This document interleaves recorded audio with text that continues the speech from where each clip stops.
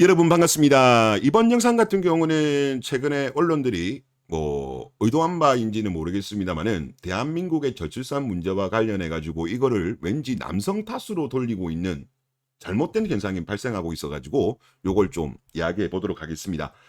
얼마 전에 한 3일 전쯤인 것 같아요. 한국노동연구원에서 이제 보고서가 하나 나왔습니다. 이제 나오고 이제 요거를 바탕으로 해 가지고 한 15개 정도 언론들이 이거를 기사를 냈는데 일부 언론들 같은 경우는 이거를 의도한 건지 아닌지는 모르겠습니다만은 조금 남성 탓으로 돌리고 있습니다. 근데 저는 남성 탓이라고 생각 안 합니다. 자, 일단 한국 경제가 좀 심했는데요. 이렇게 썼습니다. 한국의 저출산, 경제력 없는 남성 탓도 있다. 어, 좀 너무 센데요. 남성 탓도 있다. 남자가 무능하다 이 말이죠. 자, 저출산 원인이 경제력 낮은 남자들 결혼 못해서 저출산 여성만의 문제가 아니다.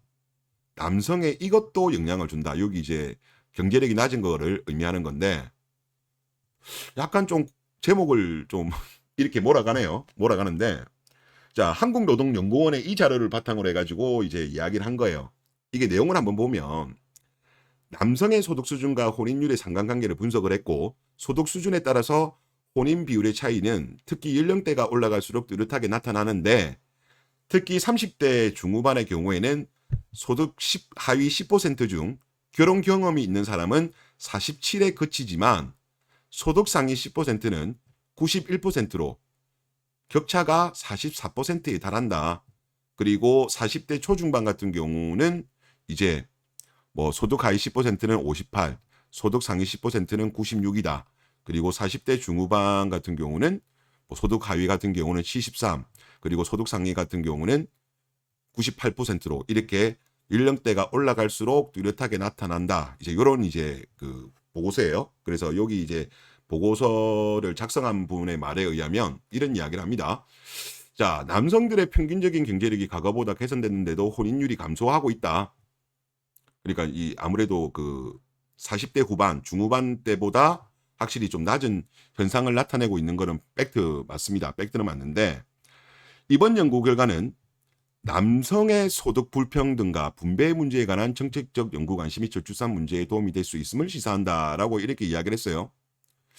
이 남성끼리의 소득 불평등을 이야기하는 건지 뭐 정확한 의미는 저도 잘 모르겠습니다만은 하여튼 요런 내용을 가지고 일단 제목을 요 딱으로 뽑은 거예요. 경제력 없는 남성 탓도 있다. 남자들 경제력이 낮아서 결혼을 못해서 아이를 안 낳는다. 뭐 요런 이야기를 하는데 이거는 제가 볼 때 아닙니다. 이거는 아닌 이유가 뭐냐고 하면 일단 남자들끼리의 소득 격차 같은 경우는요. 거의도 존재했습니다. 이게 갑자기 나온 게 아니에요. 갑자기 나온 새로운 일이 아니에요. 이거는 뭐 2000년대도 그랬고 1990년대도 그랬고 80년대도 남자들끼리도 소득 격차가 발생했습니다. 하지만 이렇게 혼인율이 급감하지는 않았죠. 근데 이 혼인율이 갑자기 급감한 게 여기 이제 SBS 거 자료를 봐도 이런 자료가 나오는데요. 자, 최상위 소득 같은 경우 혼인율이 100%에 가깝다. 이거는 과거와 뭐 별 차이 없습니다. 조금 더 낮아지긴 했지만 거의 의미 없는 수준이고 그런데 좀 달라진 게 뭐냐고 하면 조소득과 중간소득 10년 전보다 혼인율이 유의미하게 감소를 했다. 제가 요거는 다른 자료에서도 그때 옛날에 KBS 자료에서도 보여드렸지만은 확실하게 2000년대까지만 하더라도 이 현상이 심하지 않았는데 2010년대가 넘어오면서 이게 심해졌어요.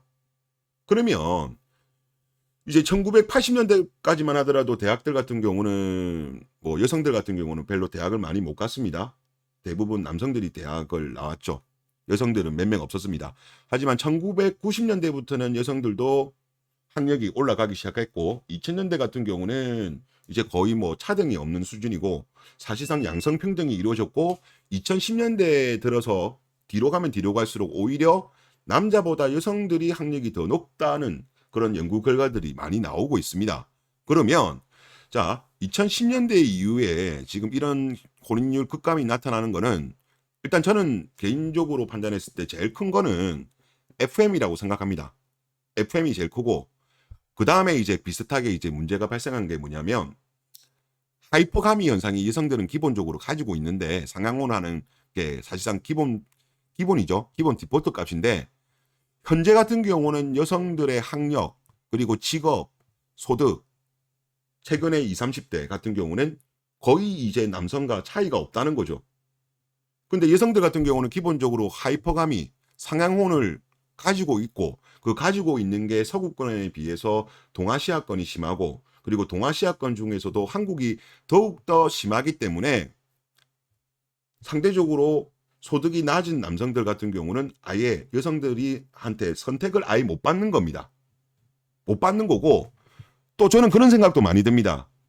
물론 하이퍼가미가 기본적으로 대한민국 여성들, 전 세계 여성들이 있지만 한국이 더 심한 것도 있지만 여성들 같은 경우 대한민국 여성들은 결혼한 이후에 일을 하기 싫어합니다.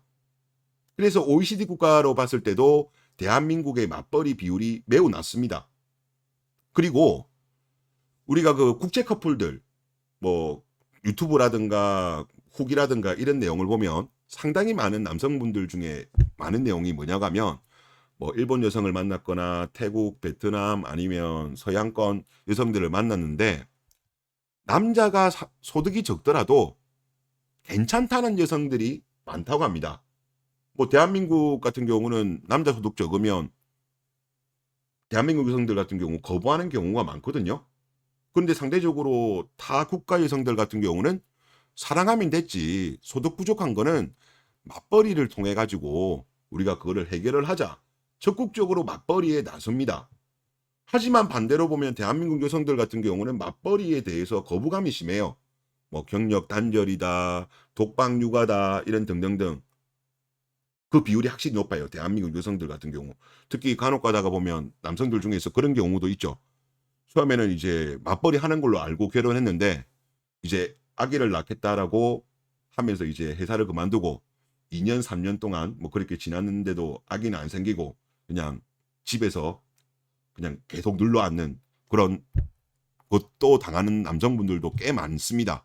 그러니까 기본적으로 저는 대한민국 여성들이 맞벌이 물론 이제 쉽지는 않죠. 쉽지는 않음에도 불구하고 이 맞벌이에 대한 그 거부감이 크다는 거죠. 그리고 소득이 적으면 그냥 남성들을 아예 그냥 거부를 해버리죠. 이 현상이 타 국가 출신의 여성들보다 심하기 때문에 그리고 특히 2010년대 이후에 이 현상이 더 두드러졌기 때문에 이렇게 중간소득과 저소득 요 구간에 있는 남성들의 경우에는 혼인율이 유의미하게 급감했다는 거예요. 뭐 이 연구소에 나왔던 내용도 사실상 그 내용이거든요. 그래서 이 원인을 뭐 이쪽 연구에서도 이제 결과에 대해서는 남성 소득의 불평등과 분배 문제로 이거를 따지는데 저는 이렇게 안 보고 여성들의 인식이 사실상 대한민국은 사실상 이제는 양성평등이 이루어졌기 때문에 동지론을 해야 된다.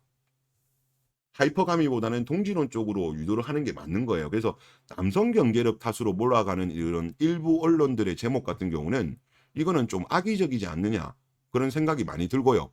그리고 뭐 어차피 지금 대한민국 여성들한테 이제 와서 뭐 동지론 해라 뭐 그런 이야기 해봐야 어차피 뭐 씨알도 안 먹히고 그럴 것 같아요. 그래서 뭐 저는 그렇게 생각합니다. 뭐 지금 소득 자체가 좀 저소득과 중소득 요 사이에 있는 분들 같은 경우는 괜히 뭐 대한민국 여성들한테 뭐 선택을 못 받을 확률이 많죠. 요새 분위기상.